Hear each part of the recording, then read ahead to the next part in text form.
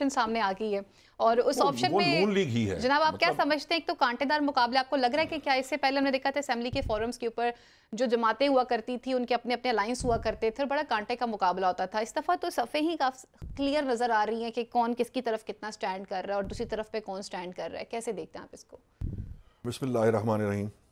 پہلی بات تو یہ کہ نواز شریف ہوں یا شہباز شریف ہوں جی یہ حکومت کی جو ڈرائیونگ سیٹ ہے اس وقت نون لیگ کے پاس ہے. ٹھیک. دوسری بات کہ چوئی صاحب نے القابات کی بات کی, مجھے بڑی خوشی ہوئی. چوئی صاحب نے کہا بلاول اور ان کو آپس میں جب بھی سیاست کے اندر یہ سبق ہونا چاہیے کہ آپ جب بھی کسی کی طرف کوئی بات کریں تو یہ سوچ کر کریں کہ کل اس کے ساتھ بیٹھنا بھی پڑ سکتا ہے. ایگزیکٹلی. ہمیں یاد ہیں وہ القابات, کبھی ڈیزل کے بارے میں بات کی جاتی ہو, کبھی جو ہے وہ کرپشن کے جو ہے اس کے اوپر الزامات لگائے جاتے ہوں, کہا جاتا ہو کہ بھائی کو یہ بنوا لیا اور وہ بنوا لیا, اور پھر آپ کو وہ ایکٹنگ بھی یاد ہوگی, اداکاری بھی یاد ہوگی. وہ دھرنے کے دنوں میں وہ چادر والی بڑی مشہور ہوئی ہے آج کل ویڈیو.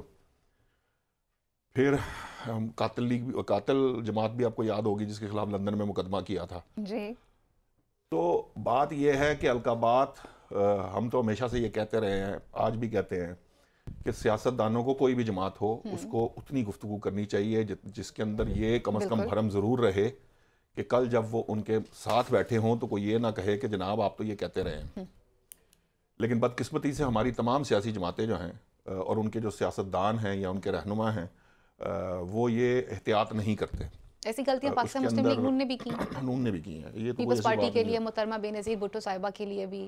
اچھا, جو آپ جس طرف اشارہ کرنے کی کوشش کر رہی ہیں وہ نون لیگ نے نہیں کی تھی. وہ ایک شیخ رشید صاحب نے وہ گفتگو کی تھی اور اس کے بعد انہیں اس کے اوپر پارٹی کی طرف سے نوٹ شو کاز بھی کیا گیا تھا اور انہوں نے اس پہ معافی بھی مانگی تھی. اچھا.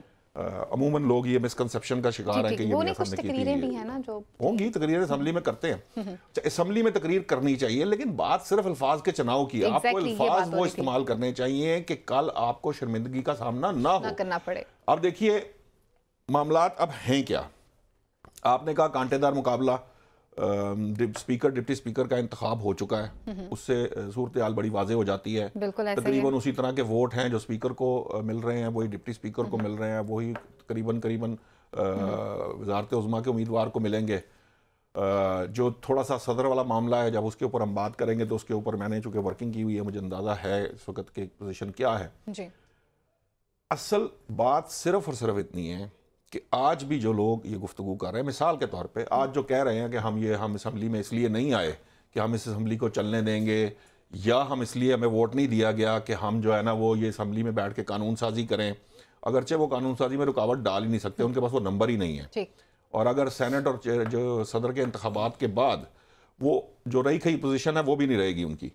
سو اس طرح کی گفتگو کرنے کا کوئی فائدہ نہیں ہے. دیکھیے فرض کر لیتے ہیں جس طرح میں نے آپ کو کہا, آج ایک سروے آیا مثال کے طور پہ اپسوس کا سروے آیا, اس کے اندر جو 73% عوام اس کی رائے ہے کہ کے پی کے میں سب سے زیادہ دھاندلی کی گئی ہے. اب یہ رائے ہے, ٹھیک ہے نا, یہ سروے ہے, کسی کی رائے ہے, اس کے اوپر کوئی بندہ اس کو تسلیم کرے نہ کرے.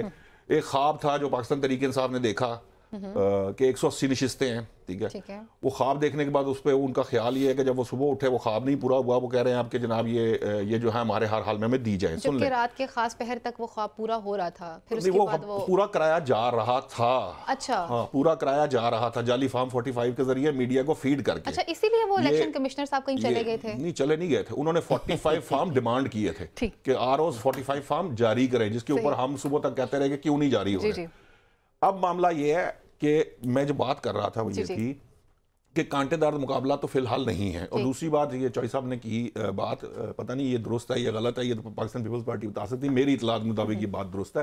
پیپلز پارٹی نے یہ دعوت پاکستان تحریک انصاف کو دی تھی حکومت بنانے کی, انہوں نے ان سے رابطہ کیا تھا جس کا جواب ان کو مل گیا تھا. فرض کیجئے کہ یہ پیپلز پارٹی غلط بھی کہہ رہی ہے, تو جن کے غم میں چوئی صاحب جو ہے وہ اس وقت مبتلا ہیں, وہ ان کے جو بانی قائد ہیں انہوں نے جیل کے اندر سے ایک پیغام بھجوایا تھا کہ یہ 3 جماعتیں جو ہیں ان کے ساتھ اتحاد کسی صورت نہیں ہو سکتا. تو یہ بات ہی غلط ہے کہ کسی کو دعوت دی جائے یا نہ دی جائے.